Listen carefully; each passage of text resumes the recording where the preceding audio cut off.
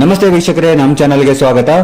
7ನೇ ವೇತನ ಆಯೋಗದ ಕುರಿತು ಸರ್ಕಾರಿ ನೌಕರರು ಸಾಕಷ್ಟು ರೀತಿಯಾಗಿರ್ತಕ್ಕಂಥ ಒಂದು ತಪ್ಪು ಭಾವನೆಯನ್ನ ತಿಳ್ಕೊಂಡಿದ್ದಾರೆ. ಹೌದು ಸ್ನೇಹಿತರೆ, ತುಂಬಾ ಜನ ಸರ್ಕಾರಿ ನೌಕರರು 7ನೇ ವೇತನ ಆಯೋಗದಲ್ಲಿ ಇನ್ನು 27% ವೇತನವನ್ನು ಹೆಚ್ಚಳ ಮಾಡ್ತಾರೆ ಅಂತ ನಿರೀಕ್ಷೆಯಲ್ಲಿದ್ದಾರೆ. ಆದ್ರೆ ಕೆಲವು ನೌಕರರು ಇದನ್ನ ತಪ್ಪಾಗಿ ತಿಳಿದುಕೊಂಡಿದ್ದಾರೆ. ಆದ್ರೆ 27% ವೇತನವನ್ನ ಹೆಚ್ಚಳ ಮಾಡ್ತಾ ಇಲ್ಲ. ಹಾಗಾದ್ರೆ ಎಷ್ಟು ಪರ್ಸೆಂಟ್ ವೇತನವನ್ನ ಹೆಚ್ಚಳ ಮಾಡ್ತಾ ಇದ್ದಾರೆ ಅನ್ನೋದ್ರ ಬಗ್ಗೆ CS ಷಡಕ್ಷರಿ ಅವರು ಏನ್ ಹೇಳಿದ್ದಾರೆ ಅನ್ನೋದ್ರ ಬಗ್ಗೆ ಮಾಹಿತಿಯನ್ನ ತಿಳ್ಕೊಳ್ತಾ ಬರೋಣ ಬನ್ನಿ.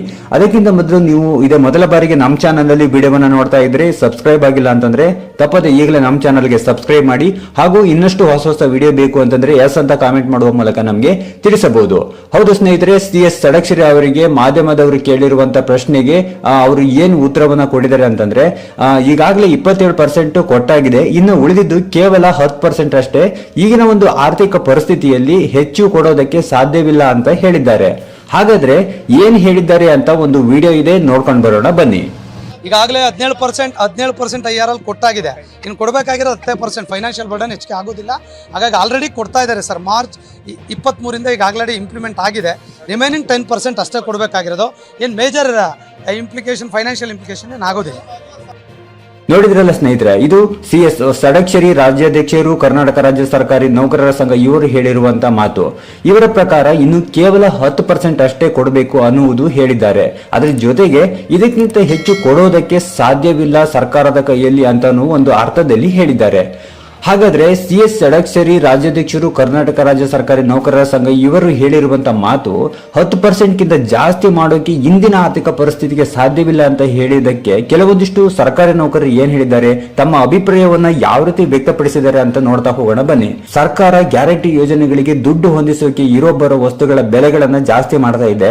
ಇನ್ನು ನಮಗೆ ಕೊಡಬೇಕಾದ 10% ವೇತನವನ್ನ ಅದು ಯಾವಾಗ ಕೊಡ್ತಾರೋ ಗೊತ್ತಿಲ್ಲ. ಅಂತದ್ರಲ್ಲಿ ನಾವು ಇನ್ನು ಹೆಚ್ಚು ಪರ್ಸೆಂಟ್ ವೇತನವನ್ನ ಇಲ್ಲಿ ನಿರೀಕ್ಷೆ ಮಾಡೋದು ಈ ಸರ್ಕಾರದಿಂದ ಸಾಧ್ಯವೇ ಇಲ್ಲ. ಮೊದಲು ಕೊಡೋ 10% ಅನ್ನ ಬೇಗ ಕೊಡಿ ಅಂತ ತಮ್ಮ ಅಳಲನ್ನ ವ್ಯಕ್ತಪಡಿಸಿದ್ದಾರೆ.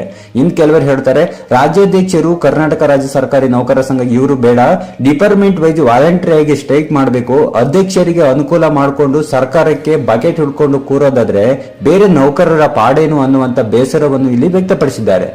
ಮತ್ತೆ ಇನ್ನು ಕೆಲವರು ಹೇಳ್ತಾ ಇದ್ದಾರೆ, ಇವ್ರ ಕೈಯಲ್ಲಿ 7ನೇ ವೇತನವನ್ನ ಜಾರಿ ಮಾಡಲು ಮತ್ತು ಪೂರ್ಣ ಪ್ರಮಾಣದಲ್ಲಿ 5 ಗ್ಯಾರಂಟಿಯನ್ನ ಜಾರಿ ಮಾಡಲು ಸಾಧ್ಯವಾಗುವುದಿಲ್ಲ. ಇದೊಂದು ಅಡುಬಿಡಂಗಿ ಸರ್ಕಾರ ಎಂದು ಆಕ್ರೋಶವನ್ನ ವ್ಯಕ್ತಪಡಿಸಿದ್ದಾರೆ.